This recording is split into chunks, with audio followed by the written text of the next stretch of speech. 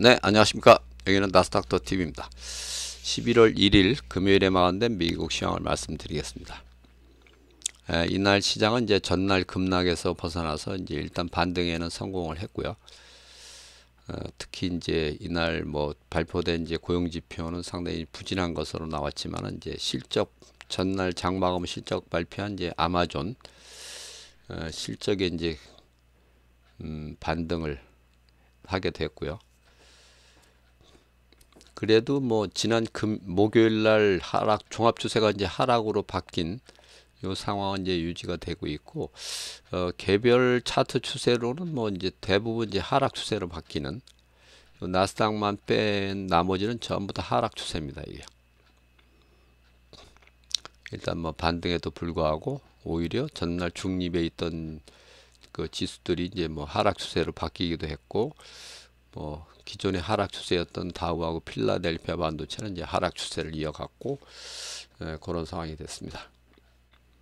이날 이제 어쨌든 기술주 반도체가 이제 좀 상승을 주도하긴 했지만은 종목별로 좀 등락이 좀 엇갈린 셈이 됐고요.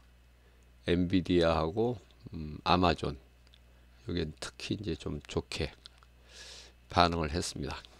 특히 이제 다음 주 금요일 날 다우 종목 교체가 있는데요. 다우 종목은 이제 엔비디아하고 이제 셔윈 윌리엄스가 이제 새로 편입이 되고 요 인텔과 다우는 이제 탈락이 되는. 다우 종목은 이제 특이하게 그 지수 산출 방식도 이제 주가 평균식으로 그러니까 등락을 30개 종목의 등락을 전일 주가 합으로 나눈 게 이제 다우 지수의 등락률이 되겠는데요. 그런 이제 특이한 지수 산출 방식을 쓰는데 그래서 이제 주가가 너무 비싸거나 너무 싸면은 편입이 안 되고 그 다음에 이제 탈락이 되는. 그래서 이제 종목별 주가가 가장 비싼 종목의 10분의 1 이하가 되면은 탈락 1순위입니다. 그래서 오늘 이번에 이제 탈락한 인텔과 다우가 전부 그 가장 비싼 종목이 이제 유나이티드 헬스. 여기 이제 주가 1위 종목인데요. 요거에 이제 10분의 1이 안 됩니다. 그래서 이제 탈락이 이제 불가피하게 됐고요. 그런 이제 특이한 체제. 그래서 이제 제일 비싼 종목이 이제 유나이티드 헬스가 이제 567불이고 요거에 10분의 1이 안 되는 종목이 총 4종목입니다. 현재. 4종목인데 그 중에서 요 다우하고 인텔 두 종목이 이제 탈락을 했다는 거고요. 이제 버라이즌 커뮤니케이션도 10분의 1이 안 되지만 요거는 이제 뭐 통신주 중에서는 뭐 거의 유일하게 이제 편입된 종목이기 때문에 요건 뭐 탈락하기는 조금 어려운.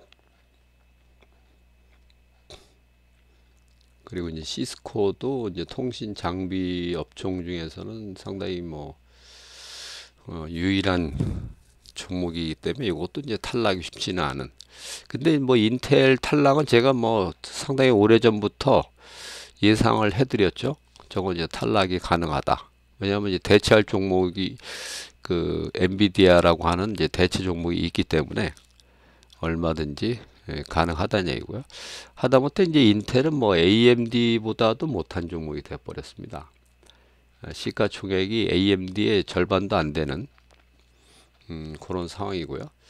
이 시총이 이게 인텔 같은 경우는 시가총액이 이제 990억 불인데요.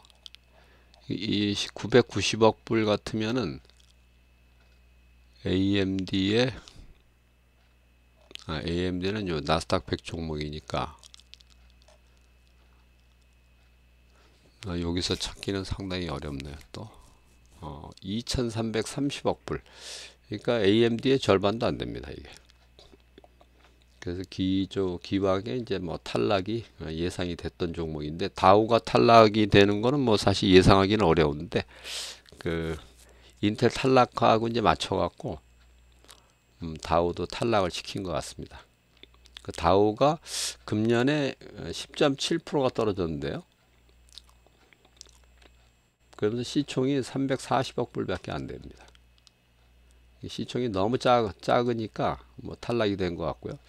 근데 셔윈 윌리엄스 같은 경우는 금년에 14.7%가 올랐고 시총이 이제 900억 불. 주가도 비싸죠. 311불이니까 주가도 이제 상당히 비싸고요. 네, 그런 이제 영향이 좀 있는 것 같습니다.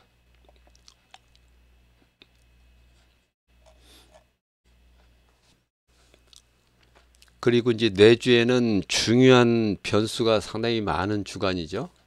화요일 날 이제 대선 투표가 있고, 이번 일요일 날 11월 3일부터는 이제 서머타임 해제되고, 화요일 날은 이제 대선 투표일이고, 목요일 날은 또 FOMC가 열리고, FOMC가 원래는 이제 화수 이렇게 열리는데, 이번에는 이제 화요일 날이 그 대선 투표일이기 때문에 수목 이렇게 열립니다. 그래서 이제 목요일 날 14시에 이제 금리 결정 발표가 있고요. 그 이상하게 왜 목요일 날 열리나 했더니 이게 결국 이제 대선 투표일 관계 때문에 그런 거더라고요. 그런 상황이 되겠고요. 그래서 여전히 이제 시장은 하락 추세다 하는 거고, 제가 이제 누누이 말씀드렸지만은 미국 시장은 이제 10월 말 11월 초에 대상투가 나올 가능성이 있다. 그걸 뭐 몇 달 전부터 제가 말씀을 드렸는데, 그게 이제 점점 현실화되는 것 같습니다. 다음 주에 뭐 대선 투표 결과가 나올 테고 FOMC 결과가 나오겠지만은, 이게 어쨌든 뭐 그 당시 이제 추세가 어떠냐, 그게 이제 가장 중요한 변수가 될 텐데, 현재로 봐서는 일단 뭐 하락 추세이기 때문에 하락으로 이제 반응할 가능성이 좀 많아 보이는 그런 상황이 되겠습니다.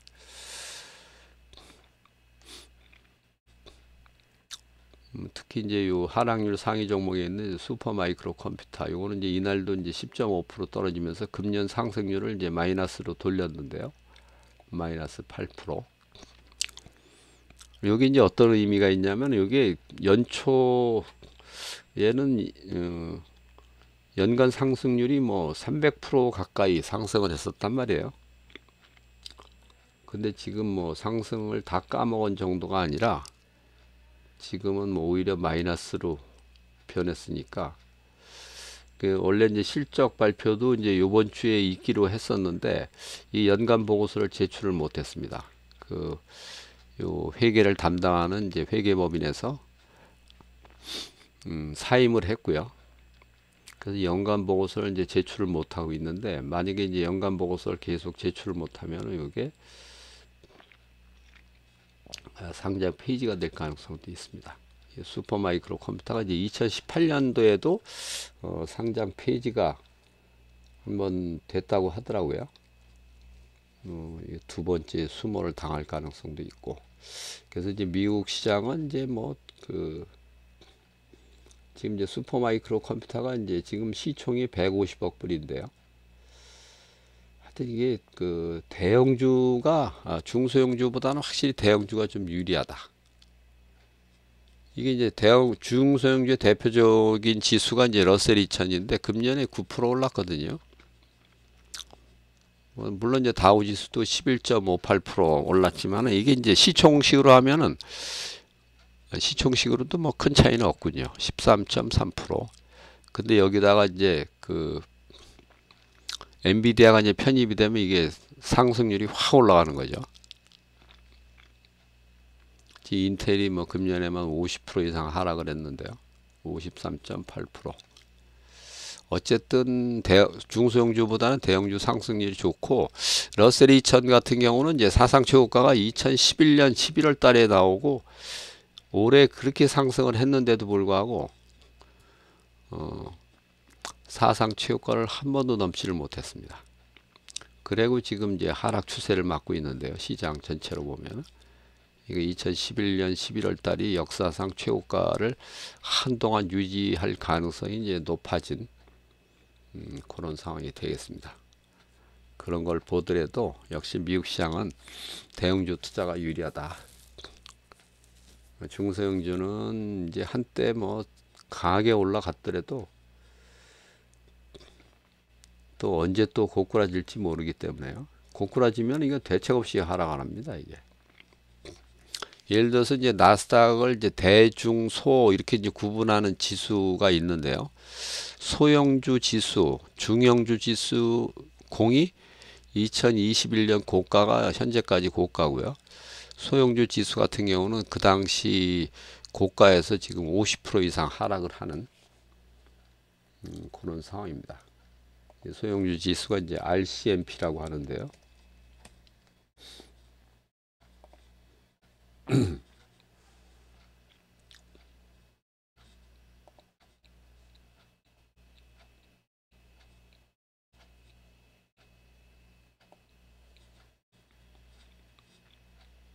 이게 이제 소형주 지수거든요. 나스닥 캐피탈 마켓 컴포지트 RCMP. 그 당시 지수가 300이 넘은 거죠. 여기 보면은 348까지 갔었는데 361 뭐 350 정도까지 갔었는데 지금은 100이니까 뭐 절반도 넘게 떨어진 거죠. 그 지금 이게 대형주 지수가 이제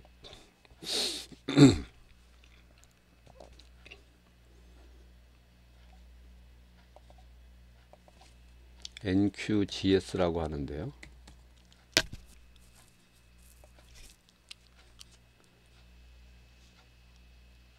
대형주 지수를 보면은 지금이 사상 최고가 아니에요? 그러니까 얼마나 차이가 큽니까 이게. 그래서 이제 미국 시장은 어쨌든 그 대형주가 낫다. 이렇게 이제 말씀드릴 수가 있고요. 그래서 굳이 뭐 중소형주 투자를 안 해도 됩니다. 예를 들어서 뭐 같은 ETF를 해도 대형주 ETF가 오히려 나으니까 물론 이제 뭐 배당 종목, 배당 많이 주는 이제 주식을 이제 투자하는 그런 방법이 있을 수 있지만은 배당주라고 하더라도 뭐 하락장만 나면 뭐 다 하락하는 건 마찬가지입니다. 그것도 물론 이제 조금 적게 하락을 하죠. 성장주, 기술주가 이제 하락장만 나면 많이 떨어지고 배당주, 가치주는 이제 적게 떨어지긴 하는데 일단 떨어지는 거는 마찬가지고 그리고 이제 상승장은 뭐 어쨌든 대형주, 기술주, 성장주가 이제 많이 상승을 하기 때문에요. 그럼 뭐 언제 그걸 주식을 사야 되느냐면 이제 금리가 저점 찍을 때 그때 이제 공격적으로 이제 매수를 하시면 됩니다. 지금은 이제 금리 하락 추세에 있기 때문에 금리 인하가 이제 계속 예정이 돼 있잖아요. 금년에 이제 2번 연속으로 0.25%씩 이제 인하가 거의 예정돼 있고 내년에도 뭐 한 3%까지 금리를 인하를 한다고 하니까 어쨌든 이 금리 하락 추세에서는 주가도 하락을 하기 때문에 주식은 지금 사는 게 아니라 물론 뭐 적립식으로 사는 거는 이제 필요하죠. 그래서 제가 말씀드리고 싶은 거는 이제 이미 이제 어떤 이제 고점 징후가 나왔기 때문에 주식 포션을 한 50% 정도는 이제 줄이면서 한 50% 정도를 끌고 가는 거는 모르겠는데 뭐 100% 전부 다 끌고 가는 거는 그렇게 뭐 바람직한 것 같지는 않고요. 그래서 이제 좋은 주식이 있으면은 뭐 적립식으로 이제 일단 50%를 이제 줄인 다음에 그걸 이제 적립식으로 이제 매달 투자를 해가는 거죠. 이게 이제 하락장은 보통 1년 6개월 내외 정도 이어지거든요. 금년 이제 10월 말에 이제 하락이 이제 시작됐다고 하면은 2026년 초 정도까지 이어지기 때문에 한 3월, 4월 그 정도까지 이제 이어지기 때문에 그 기간 동안에 적립식으로 이제 계속 투자를 해 가다가 그때 이제 금리 저점이라는 거는 뭐 시장에서 알려주거든요. 이게 더 이상 뭐 FOMC, FRB에서도 사인을 주고 이 정도가 이제 금리 저점이다 하는 이제 사인을 주기 때문에 그때 공격적으로 이제 매수를 하시면 되겠습니다. 그래서 일단 이제 다시 종합적으로 한번 다시 말씀을 드리면 일단 시장은 이제 하락 추세가 이제 진행되고 있기 때문에 일단 뭐 조금 이제 물량을 이제 줄여 나가면서 일부 이제 적립식으로 이제 뭐 투자를 하는 거는 괜찮은데 공격적인 그 매수는 좀 자제하실 필요가 있겠다는 거고요. 그리고 이제 본격적인 이제 주식 매수는 이제 금리가 저점 찍을 때 그때 하시면 된다. 이렇게 이제 말씀을 드릴 수 있겠습니다. 내주에는 뭐 각종 뭐 이벤트가 많은 주간이 되겠는데 이벤트에 대한 주가 반응은 역시 추세하고 연동이 된다. 그게 뭐 이게 이제 상승 추세로 이제 바뀌지 않는 한 하락 추세가 이제 유지가 되면은 호재가 나와도 하락으로 반응하기 때문에요. 호재가 나오면은 이거 매도 기회로 이제 활용이 되거든요, 이게. 그래서 주가가 못 올라갑니다. 하락 추세에서는 호재가 나와도. 다만 이제 상승 추세에서는 악재가 나와도 그거를 악재로 인한 이제 하락, 그게 이제 매수 기회가 되기 때문에 결국 종가는 반등하는 그런 형태가 되고, 하락 추세에서는 정반대로 주가가 반응을 하기 때문에 지금부터는 하여튼 좀 공격적인 매수보다는 좀